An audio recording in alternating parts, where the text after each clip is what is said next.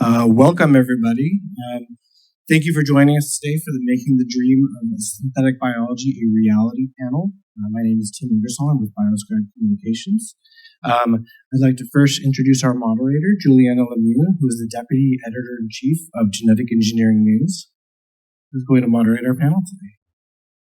Thanks, Tim. Thank you. Yes, welcome to our panel, and thanks for coming today. As Tim said, I'm the Deputy Editor-in-Chief at GEN. And at GEN, I really love to dig into the technologies that are being developed in the synbio space and the amazing innovations that they allow in the field. There's little doubt we can all agree it's an exciting time to be in synbio. Synbio is a key player in the bioeconomy, taking on some of today's biggest challenges, from developing drugs, manufacturing sustainable materials, to helping solve the climate crisis even.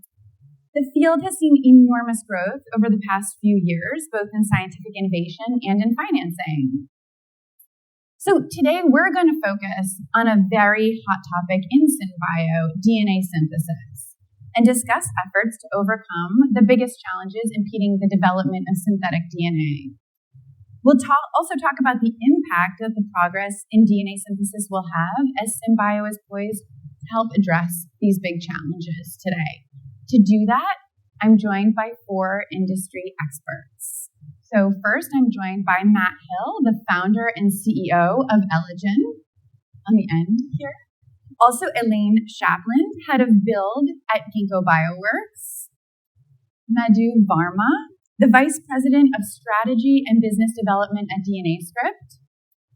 And Daniel Arlo, co-founder of and CEO of Ansa Biotechnologies.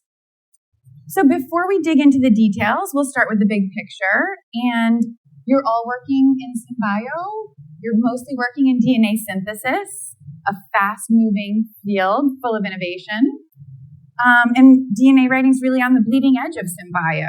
So we're going to take a 30,000-foot view of why DNA writing is so critical to advancing the field. I'd like to hear each of your thoughts on this first question. Why is DNA writing so critical to the advancement of synbio? Dan, we'll start with you. Thank you. It's a pleasure to be here. The DNA writing, DNA synthesis is really the foundational technology of synthetic biology. The better we get at writing DNA, the better we get at engineering biology. And it's right in the middle of the inner loop of the called design, build, test, learn cycle. And that jargon is maybe a little bit more familiar on the sort of industrial biotech side than in the therapeutic side, but it is essentially the same. You have an idea for a genetic construct that you want to test, whether that's to make a new gene therapy, or cell therapy, or an engineered cell for manufacturing a therapeutic, or a wide variety of other things. And you have to get that DNA construct in your hand to put it into the cell to see if it works, right? And I think a major bottleneck is how quickly you can turn that cycle, like how quickly you can go from the idea to the first results of your assay. Our thesis at Advanced Bio is that the faster you can tighten that up and the less limitations you can have on what ideas you can try, the faster you'll be able to get something in the clinic. And there's a lot more I could say about it, but I have to pass it on. Madoo? Yeah, it's a pleasure to be here. Again, building on what Dan said, essentially, the test, design, build, test cycle, which is so essential to, frankly, whether you're doing pharma or any other kind of discovery, you got to accelerate the cycle. Sequencing has allowed us to create zettabytes of DNA. Now, what do you do with it? How do you understand the structure and function of that? And you need to come up with better ways of doing biology. And that's where DNA writing is essential. Otherwise, we have created a bottleneck of sequencing data, which has got to be improved before you could go the whole DBT cycle. Yeah, so I work at Ginkgo Bioworks, and we have a platform for engineering a variety of different types of cells. And as Dan said, the first step in no matter what project you're working on is getting that DNA, turning that idea into an actual physical product for you. And the faster we can do that, like I said, the better. Also, along that design, build, test cycle, the error and uncertainty can compound as you go. Every step has a slight amount of uncertainty. And so the less we can have that uncertainty at every single step, especially at the very first step, the better. So at Ginkgo, we love all DNA, all sources of DNA. Anybody that can bring it into our platform, yes, let's do it together. I don't know what else I can add to that. It sounds like most things have been said, although maybe just one additional small thing. We've been really, really good at over the last 20 years at going from atoms to bits, generating data, understanding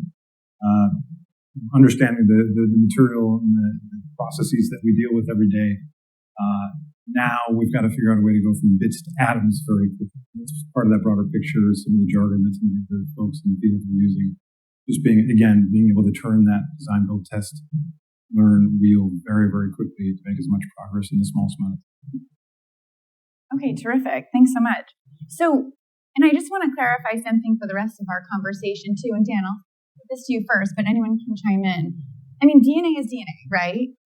But what people need in order to do their work as far as DNA goes is very different. It could be short oligos, it could be long oligos. People could want whole genes or even to order whole plasmids. So can you explain a little bit about, each of these kind of forms of DNA? Sure thing. Yeah, I think that two dimensions to call out at the beginning are the length of the sequence and the mass. And so for sequences that are tens of bases long, those could be PCR primers used in every sort of diagnostic or molecular diagnostic, or for assays, or for engineering cells to a certain extent. And then longer than that, like gene length sequences used to for enzyme engineering and developing new symbiotherapeutics, and then beyond that, there's multi-gene constructs and even whole small genomes. That's the length scale, and on the short end, it's maybe more diagnostics and research tools. And then in the gene length, you get into more complex engineering biology, for example, for engineered T cells, for example.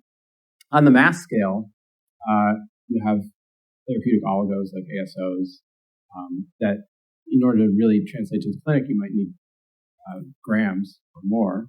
And then for PCR primers, it's typically a bit less than that. And then for genes, if you're screening a lot of designs, you typically need nanograms to micrograms.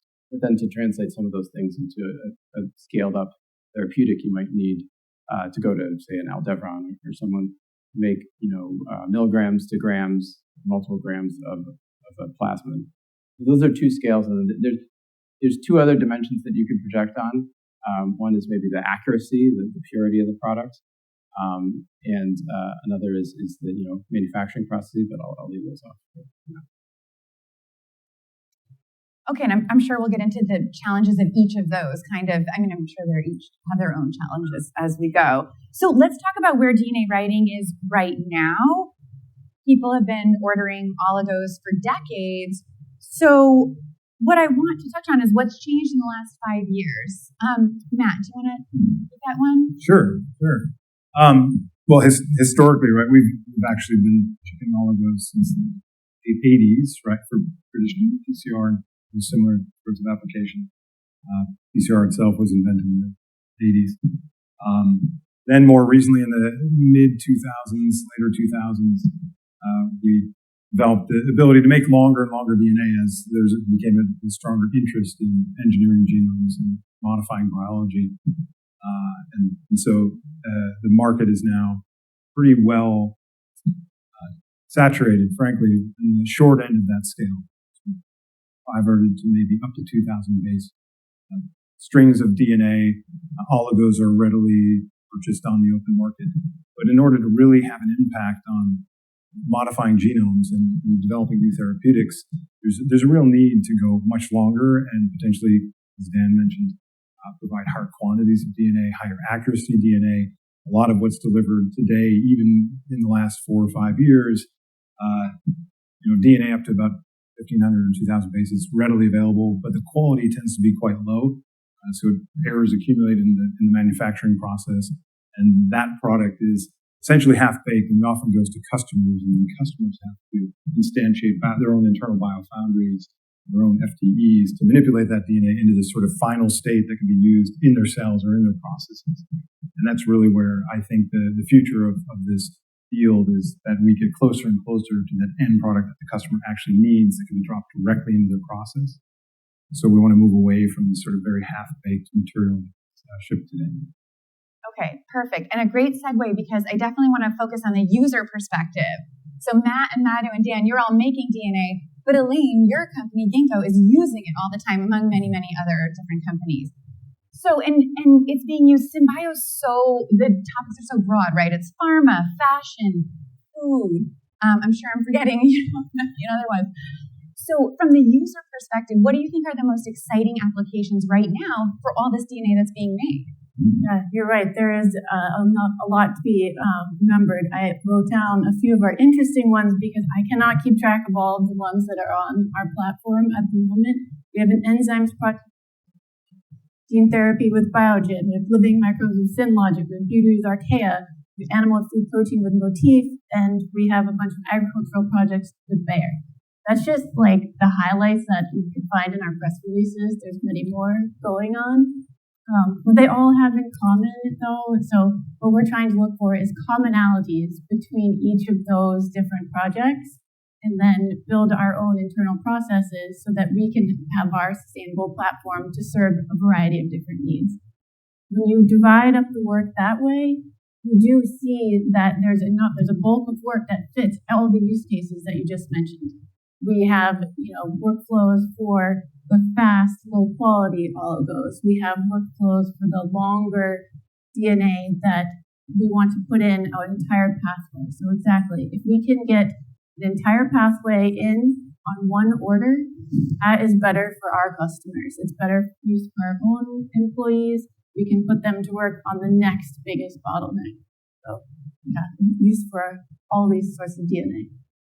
And are there different needs in all the different areas that you mentioned? I mean, are there different needs in some of those different areas? Like, what are some of the nuanced differences in these different applications? Exactly. So each customer, one thing that each of our customers have in common is that they want their project from us as fast as possible, as cheap as possible, and as good as possible.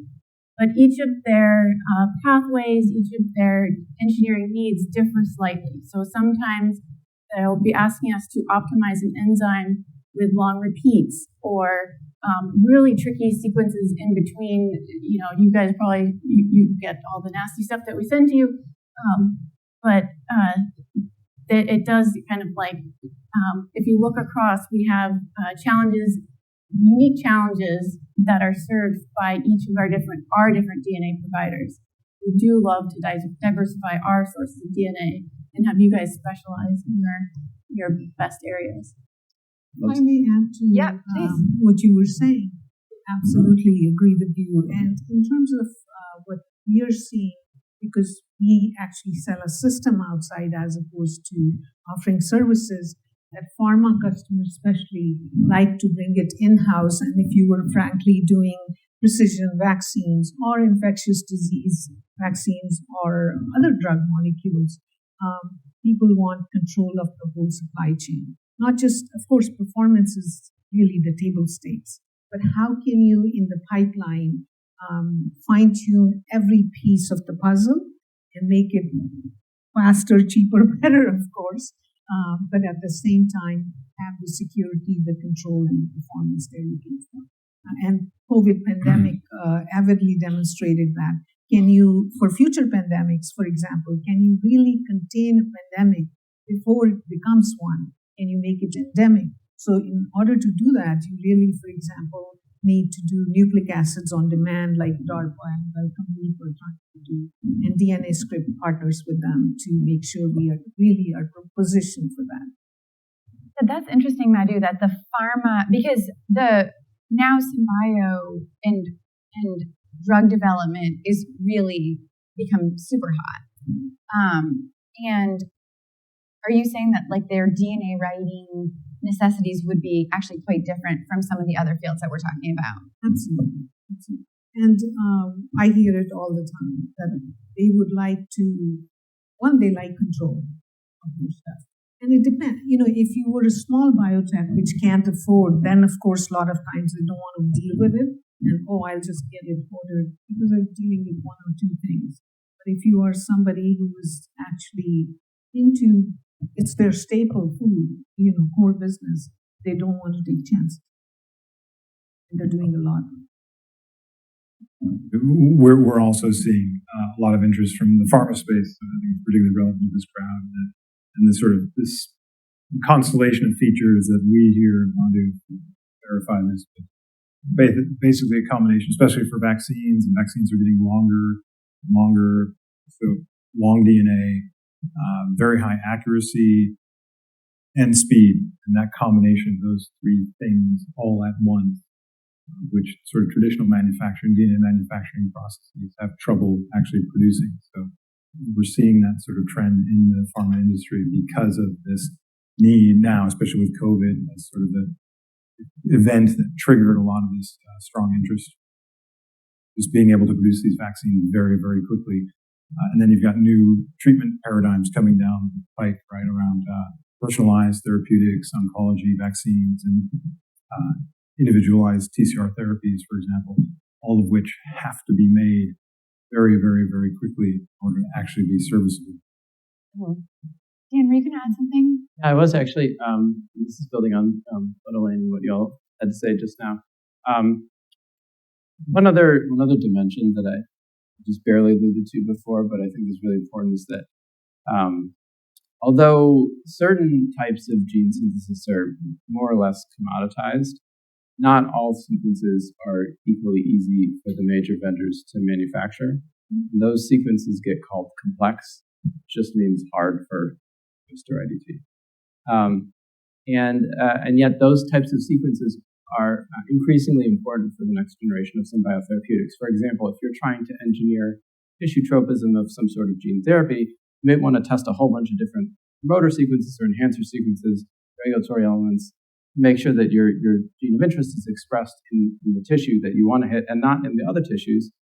And yet those type of sequences, non-coding sequence, are difficult for the existing vendors to manufacture because there's limits to how long of oligos they can make directly, and then they have to stitch them together in a process that can take time and has challenges with those kind of sequences. Also repetitive sequences for GC-rich. Also, like the inverted terminal repeats that bracket the viral genomes that are useful for gene therapies, these are also very difficult to synthesize and therefore very difficult to engineer. And at Ansa, we really specialize in doing those kind of difficult sequences. You have a nod for that. Because we can make gene-length oligos, so we can put the difficult region right in the middle of the oligo. And there's a lot of other things you can do with those kind of oligos, but we're really hoping to at first target our capacity that we have on our service to those types of applications. Yeah, I want to focus, actually that's a good segue, I want to focus a little bit on these bottlenecks, and then we'll talk about kind of how each of your technologies are trying to overcome them over what's available right now today. But so I think we've talked about speed, meaning people want their DNA fast, right?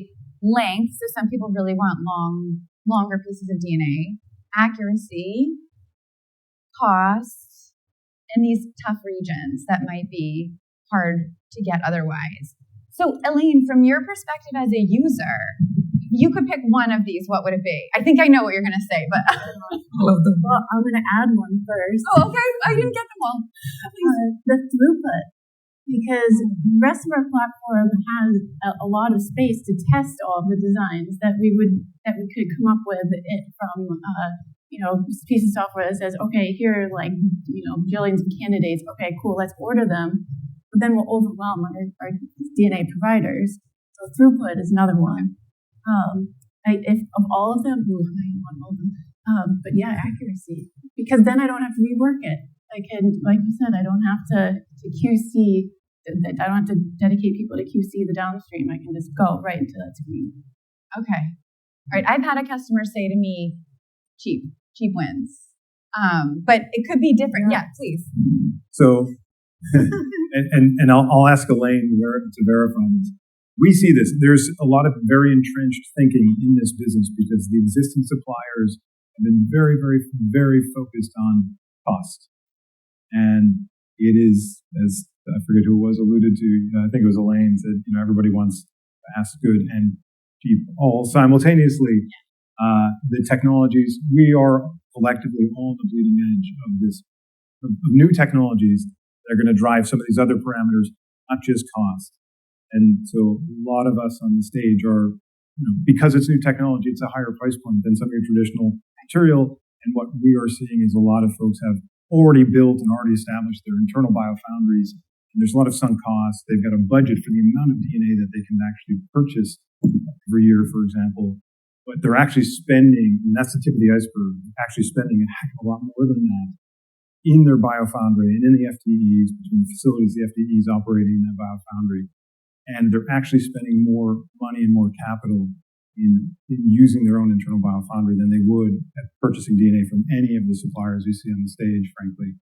But they're entrenched in the sort of usual mode of buy low-quality DNA, put your own biofoundry people on that to manipulate that DNA into its final state. And we are, I think, collectively all trying to change that paradigm. We all want to deliver a higher quality product in a more finished state to the customers in a way that allows them to just use it and save those biofoundry costs.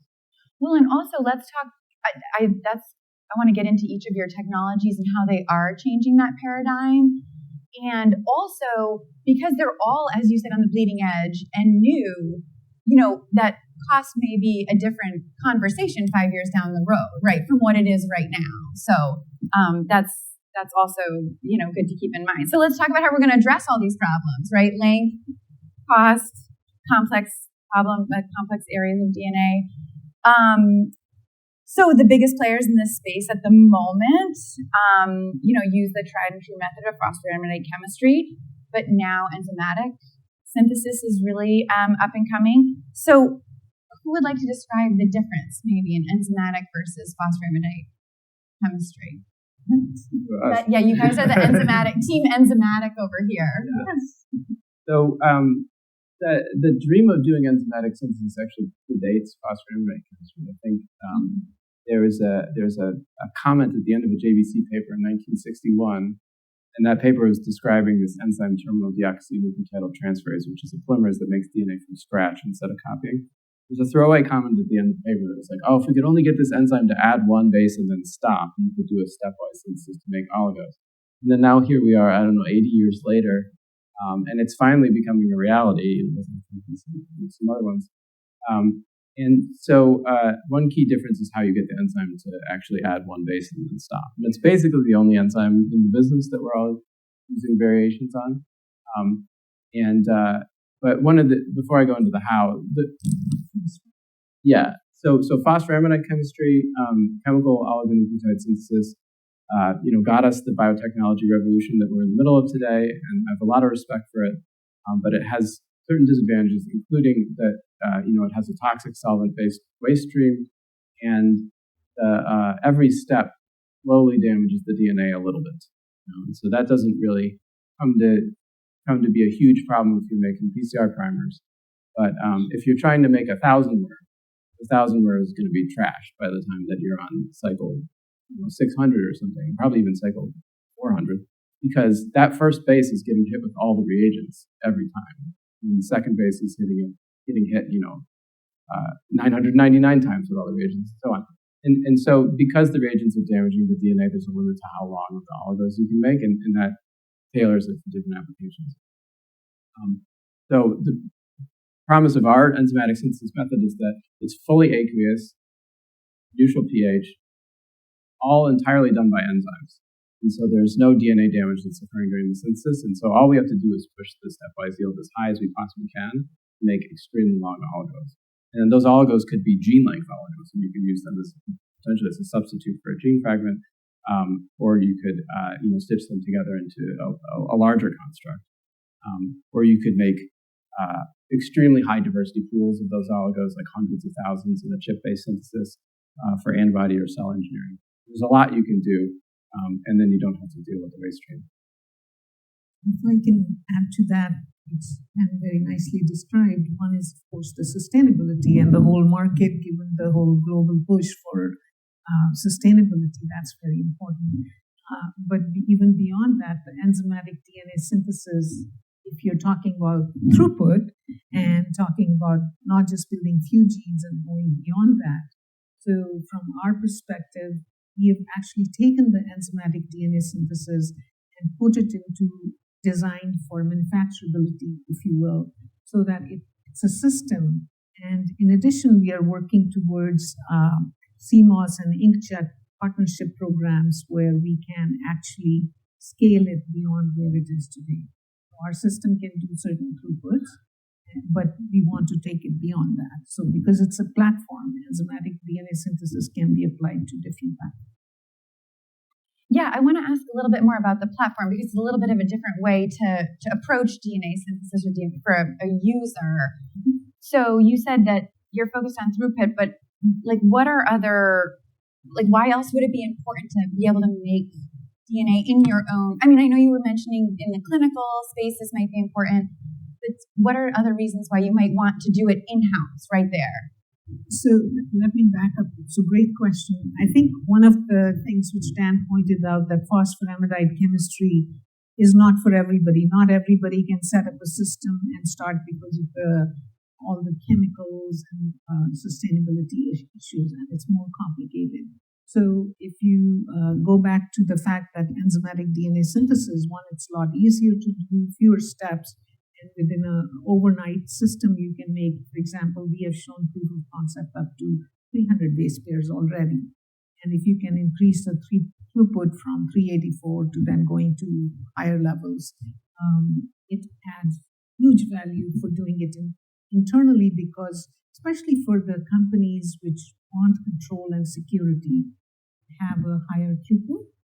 Maybe not like Ginkgo's, but they're not service companies, but they are doing their own project. It's extremely important to be able to do it internally. Then, if I can give the flip side of that, there's room for both. Yes, absolutely. We operate a gene synthesis service, and the reason why we've chosen that business model is because we want to QC everything before it goes out the door and ship to customers, like Matt was saying, the kind of genetic constructs that they can drop right into their assay, and they can have full confidence that it's the right sequence and that we've sequenced it for purity and for accuracy. And overnight shipping is quite fast, and so we can serve people who are in a hurry nonetheless. And then the other reason why we've chosen the service business model as opposed to selling a printer, especially for the type of gene synthesis instruments we're developing for our own use, is for biosecurity reasons.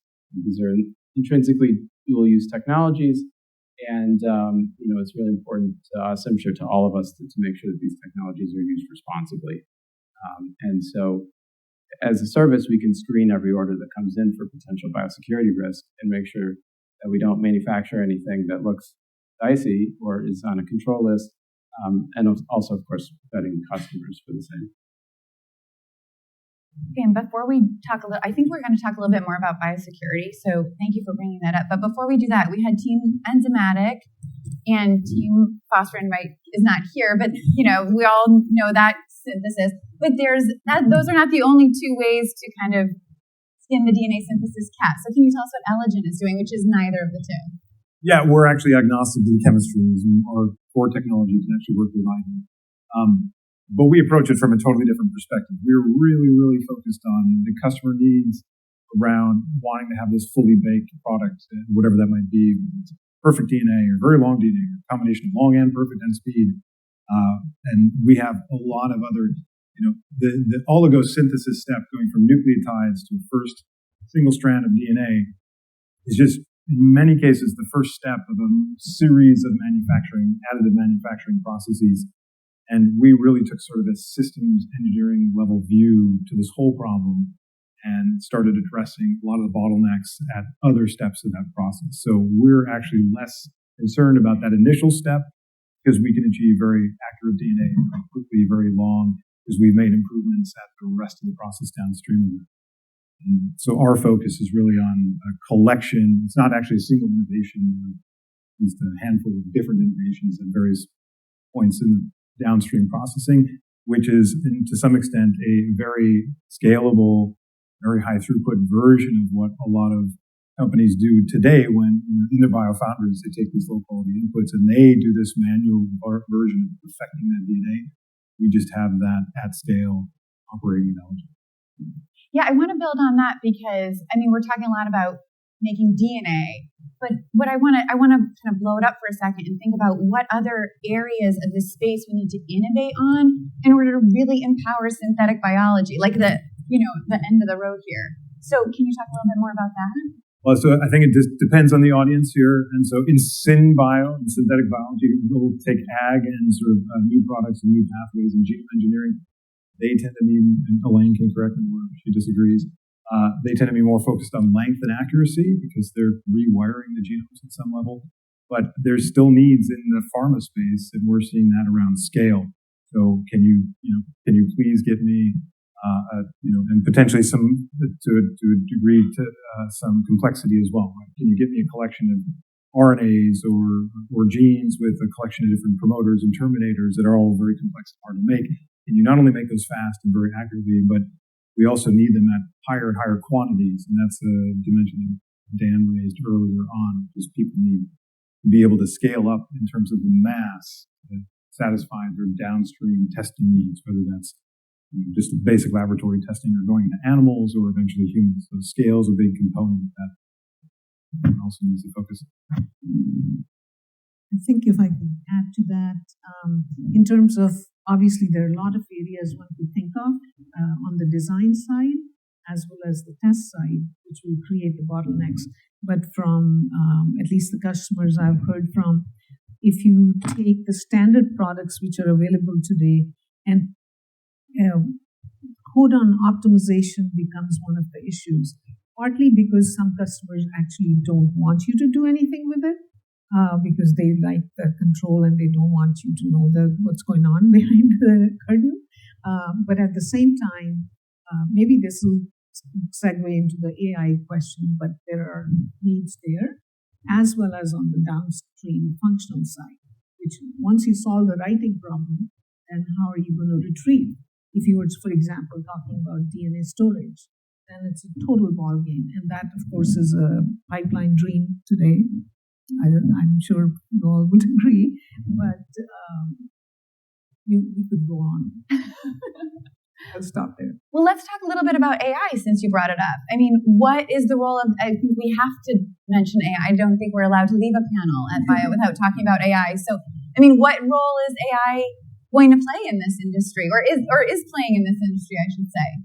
Yeah, I'm super excited about it because the sort of the most familiar advances in AI, like the GPT, like language models, are really sequence models, right? What they do is they produce credulous-looking sequences, in some cases of English text, or those same technologies can be applied to biological sequences to make plausible protein or antibody sequences, or to make plausible promoters, even plausible other functional elements.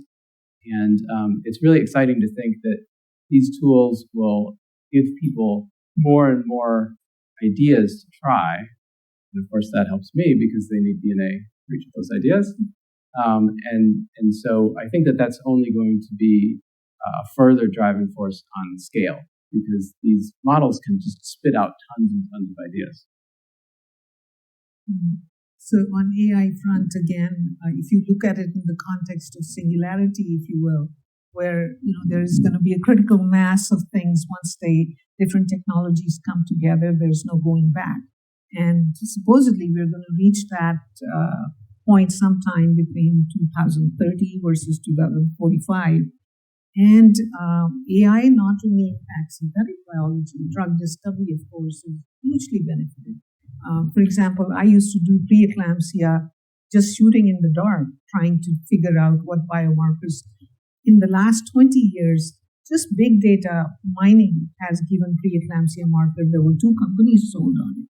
And imagine with this new model, what's going to happen. I think it's going to be massively helpful for drug discovery. Although I'm pharma can speak for it, but I think there's huge benefits to doing all of that. You want to go, Elaine? Yeah, sure. AI can be simple, AI can be complex. Either way, I think it will help you connect your subsequent DBTL loops sooner and more efficient. We talk a different aspect of AI. We talk a lot about caution. Don't, have have AI decide everything for you. Yes, and another aspect of caution with AI was, as a scientist, if you have AI constantly feeding you just stacks and stacks of ideas, you sort of lose that moment to just stare off into space and be creative from your own mind. How am I gonna improve the next round of AI? So just AI will speed us up, but make sure we save a little bit of garage time in there so that we can help AI be better in the right ways as we go forward. You certainly have to incorporate that learning step, right? And that's both AI has to be trained and developed and improved. You need a scientist in there as well. So I guess I'm reiterating what Dan said, which is we're super excited about AI. I think in general, it means people are becoming more creative. I mean, historically, a lot of times people are PCRing sequences out of bugs, for example. It means more opportunity for us as a supplier to start building sequences that don't exist in nature. I think it's going to be incredibly powerful. I mean, it's one thing to take natural sequences and modify them, but we're starting to get into this domain of entirely novel sequences that nature never thought of that can do really, really interesting things. And the only way you can, of course, is both make those in the first place, but then also iterate quickly is if you have the capabilities that are being presented on the stage here. They will iterate quickly and actually manufacture that really fast. I want to go back to our 30,000 foot view and talk a little bit more about SynBio generally, and how this particular industry is being impacted by the real enthusiasm about SynBio right now, and especially coming from the White House and the Biden administration, both with just more publicity of SynBio and also with money. And so, how is that? How do you think that is or will impact where the space that you're working on? I'll open that up to anybody who would like to answer that. I don't know what you're saying, but we're very excited because obviously we all operate in this space, and it's great to see a really top-down initiative in order to bring some of this manufacturing, core and fundamental manufacturing of bio manufacturing back to U.S. soil. So kudos to the U.S. government for doing this. And there's a lot of innovation that still has to happen. That's I think the piece that's very hard necessarily for maybe the folks out in the audience to understand. There's a lot of science to do and a lot of technology development happening with the groups represented on the stage. So you need this kind of capital infusion to make this actually happen in the U.S. Right? Very expensive proposition to invent new methodologies. We're excited to see it. And the output is, the mandate is to develop new feedstocks, using biomanufacturing processes, develop new biofuels, jet fuels, for example, using these sorts of processes. So it's a huge initiative, and we hope eventually some of that capital will unlock some opportunities, R&D opportunities for us. Two interesting points from that mandate were to sequence 1 million microbial species and to understand 80% of them.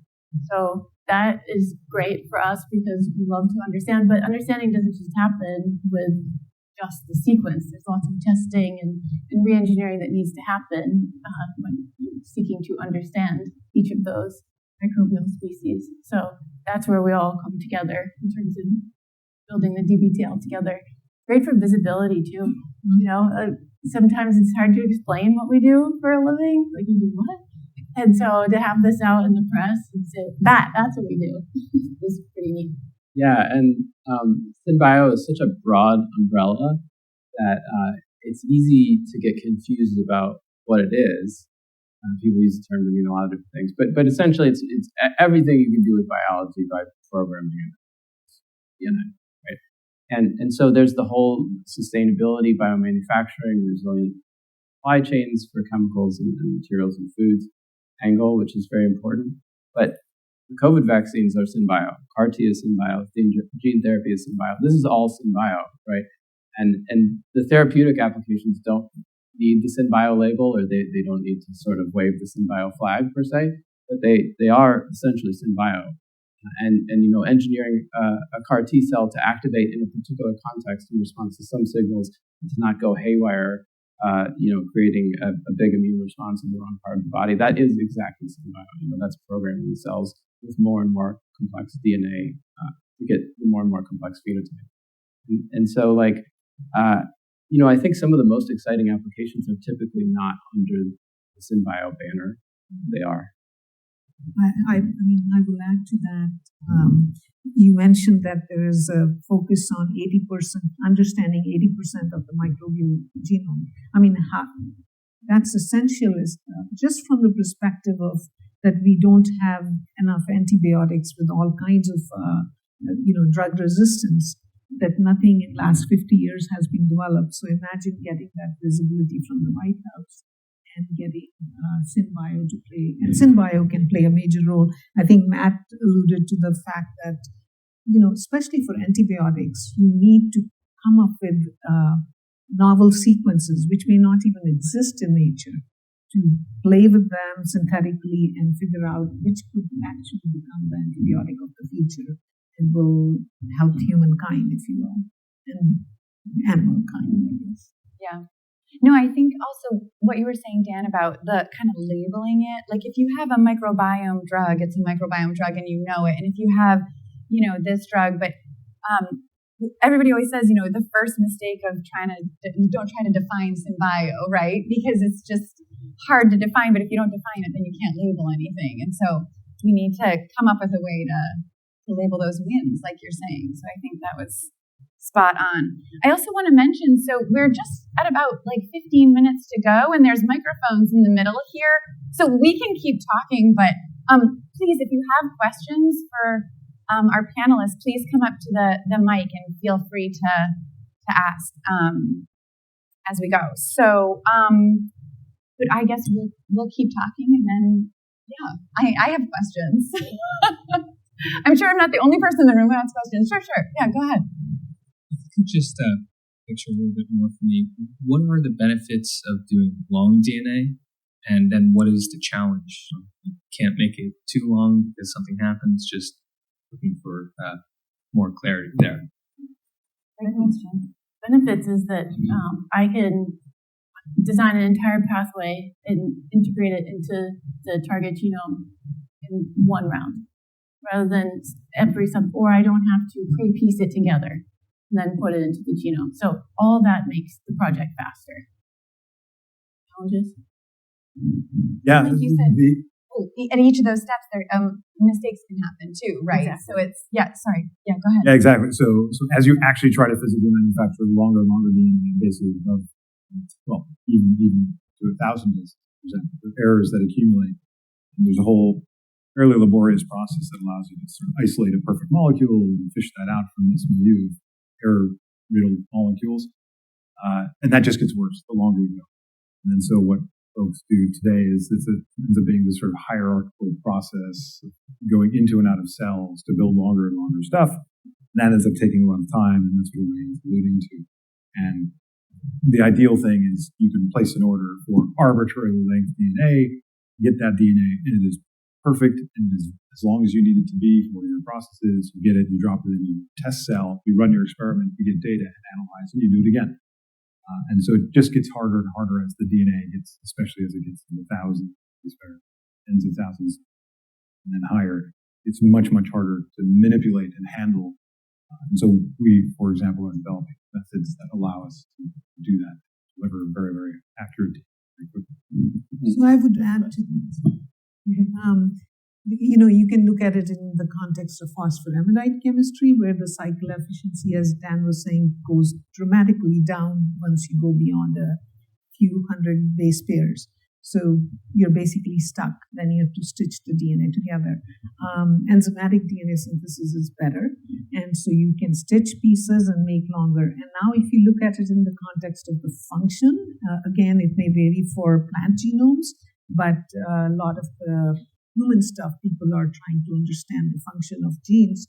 The RNA typically customer would want, at least I've heard even in my past experiences, 2 to 3 kb long. So imagine the gene that needs to be there, which you need to synthesize.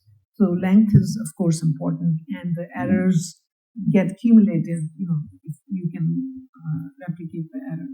Yeah, really on the front end of that whole manufacturing process. The longer of DNA oligos you can make in one shot in a single synthesis, the less switching you have to do later to get your length construct that's longer than the oligo. So, for example, we can do press release about making 1,500 oligo.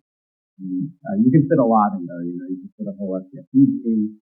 You can fit an antibody. You can fit so that. It gives you a way, having a scale of the manufacturing process, research sequences.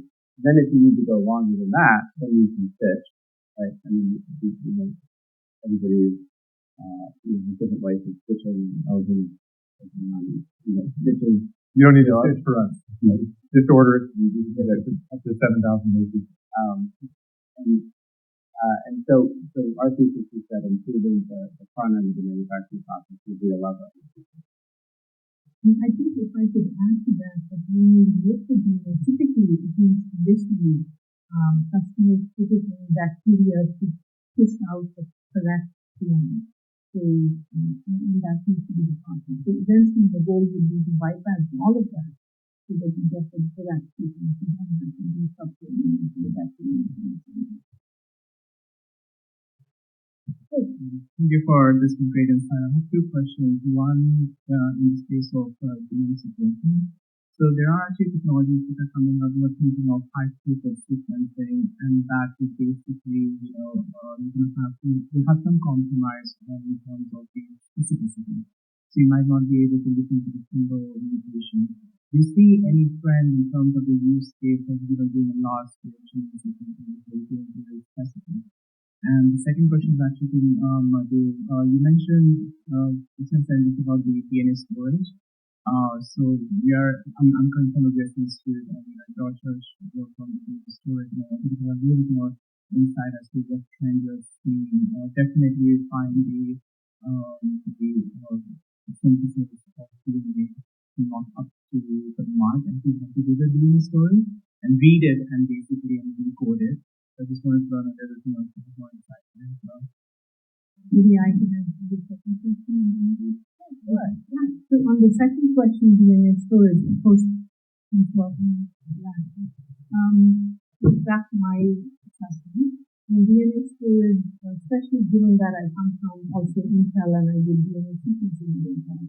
If you look at it in the context of the cost point when DNA storage can become reality is longer both, right? Because today you can, I think, for a trillionth of a cent, you can get disk storage at whatever time you want. So we have to get to those points. Nobody expects us to get there anytime soon directly. But coming back to the DNA storage one, the throughput becomes very important. Reading right into the source, one of the bottlenecks. How about retrieving? So are you going to be using it for archival of DNA? Which it becomes a USB stick. For example, supposedly I think a gram of DNA is equivalent to 43 billion USB sticks. Imagine if you could solve that. So it has huge potential, but that's not what to do.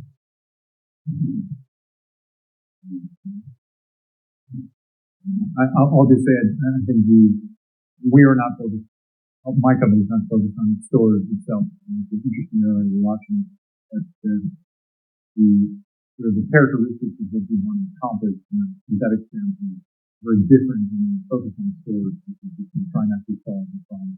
We're trying to solve the therapy and biology.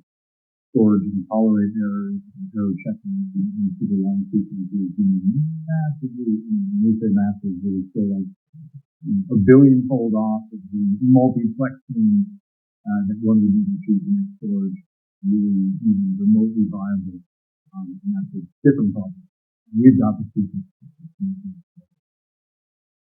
And I think, the question that when I'm actually not writing about SynBio, I'm writing about DNA sequencing. So really, I would love to talk more about that. I mean, they obviously have in that industry. This actually was reminding me that they have the same parameters like length, accuracy, cost. So it's a little bit similar in that realm. I mean, it gets more and more accurate.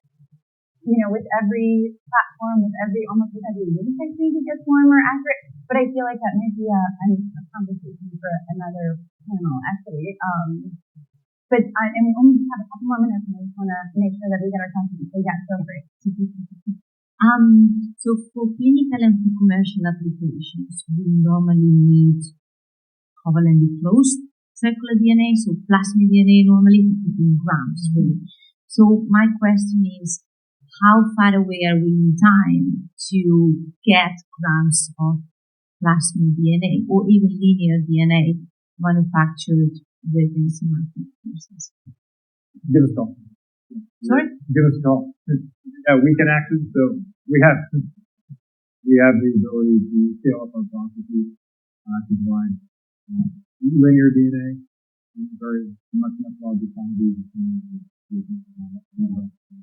And then we also have we actually just announced last week, early access to fully clonal plasmids using our process to manufacture the underlying DNA. It's also a very fast process. And then, the question is, do you still want to use bugs or do you want to use some other process? Because the traditional approach for getting the grams is you basically grow fermenters in flat for each one. So we can do that with the DNA that we have, of course. Or you can, right? I mean, normally people are doing it in foundries. The trajectory-wise, the industry is going to that a lot of this will no longer be done at everybody's foundry, but the centralized service system. Because again, we want to need to actually have every company on-site facility to use it. There's no reason that company shouldn't be able to send you, a gram of perfect.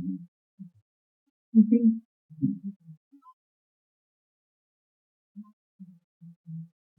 So we have, as part of our early access program, we could probably generally use them. I'll answer that, but I don't believe without using bugs, anybody is doing grams today. You could do RTA and other things to simplify the DNA. That's how people are getting it. And one of our DARPA programs with Harvard, Madoo Varma, and others, the whole idea is someday the Holy Grail we want to do. Yeah, so we've heard a lot about DNA writing. What if this group has any kind of comments on the next steps for translation? So currently we're really sort of set on the selection of a host that say we're using BIO2023.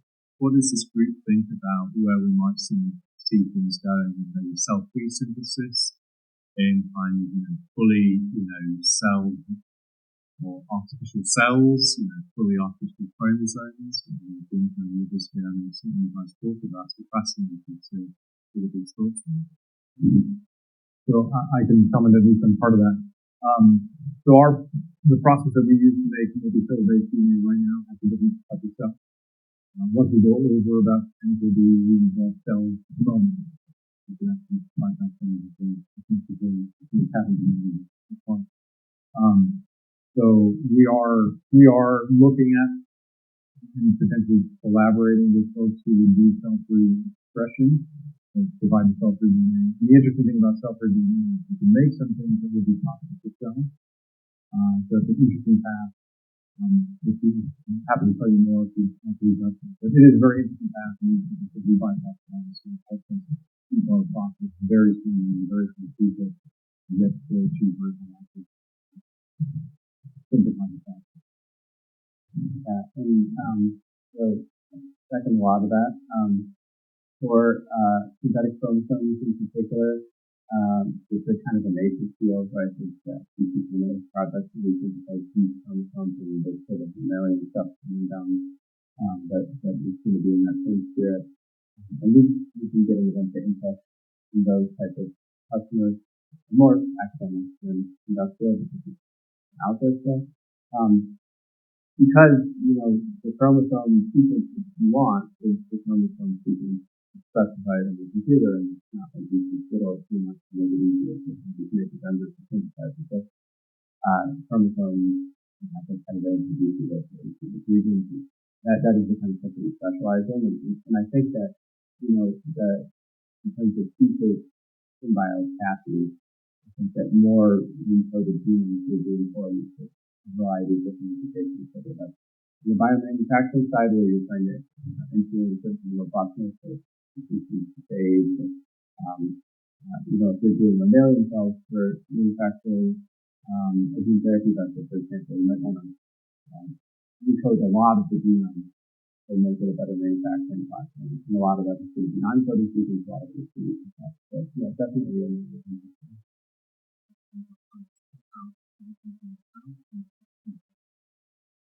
Yeah, PTO, I think now, and maybe more sort of visionary in the future would be through the In our last couple of minutes, I'm going to throw out a question. We're going to do it's going to be a little bit of a lightning round because it's a big question, and you're just going to have 1 minute. But our panel is called Making the Dream of Synthetic Biology a Reality. So let's say DNA writing is unlocked. You can order whatever you want at pennies, and everybody can have all the DNA that they want in the world whenever they want. You said the Holy Grail, Madoo. We've got it. What are people going to do? Let's just imagine a world where everyone can get all the DNA they want. Elaine. You're probably already doing it, so. Elaine, I'm going to start with you.